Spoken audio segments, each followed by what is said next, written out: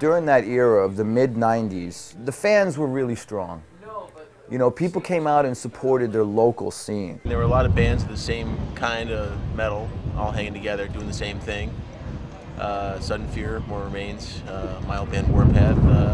We played a lot of the same shows, a lot of the same venues, and we were all, you know, going for the same thing. It was just real heavy, real hard. There was a ton of bands in there, and they were all feeding off each other. It was a great scene.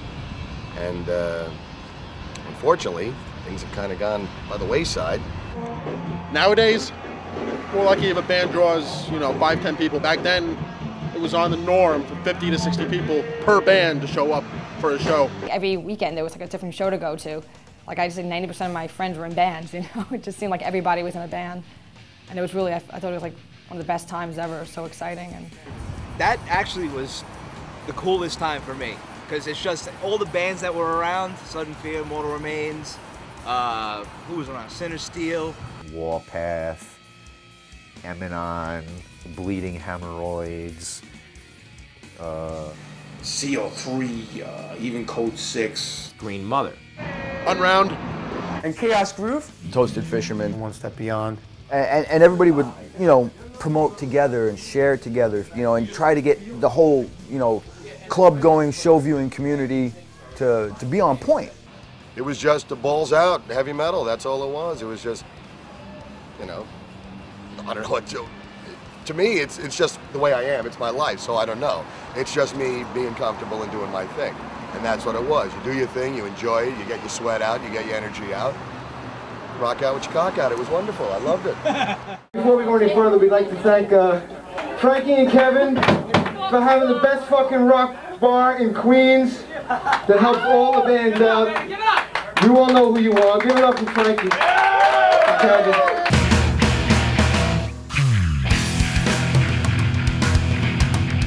Oh, I miss Castle, man. That was the fucking spot. You know, we got Tipperary now, but nothing like Castle Heights. Nothing like Castle Heights. Castle Heights was like the home of Mortal Remains, and they were well respected there.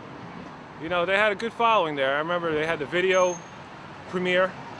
I just happened to be in Castle Heights. That was the first I ever heard of Mortal Remains. And Castle Heights was like the place to hang out. Every Queens band hung out there. Even bands from Brooklyn came over because it was such a popular place. Shit, you know, us, Sudden Fear, UFK, and hundreds of other bands lived there on Fridays and Saturday nights. It was just a home away from home. We were basically the CBGBs of Queens. That's exactly what we were, and we were. I can name almost half a dozen bands who were on the Ozfest the last couple of years who started out at Castle Heights, so we're proud of that, actually. Bands like God Forbid, bands like Sworn Enemy, especially Sworn Enemy, who must play Castle Heights about 100 times. Bands like Candiria and Hatebreed and All Out War and just Shutdown and a lot of other bands, Most Precious Blood, bands who went on to national notoriety. Started out at our place, playing to the same 10, 20 kids, paying their dues. And it was better than CBGB's in that there was no auditions or anything like that. Anybody could come and hang out. Anybody could come in there and play.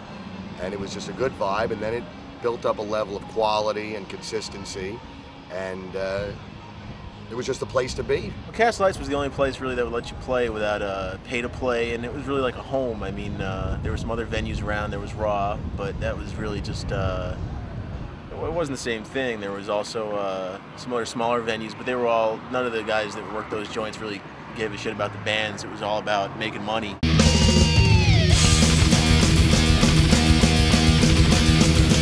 Sudden Fear and Mortal Remains, huge impact, I think, on the Queens metal thing, and especially on me. I mean, it was big for me.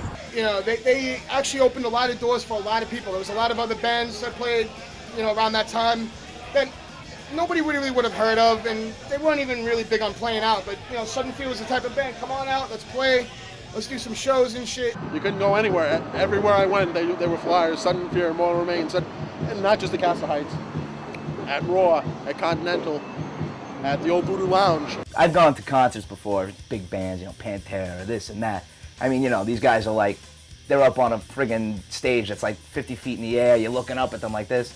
And to see an actual live show with guys who live in the neighborhood, who, you know, they're not these big rock stars, it was great. It was great. I was like, that's what I want to do. There was a lot of bands, you know, some of them your friends and this and that, but they were good. They were on point.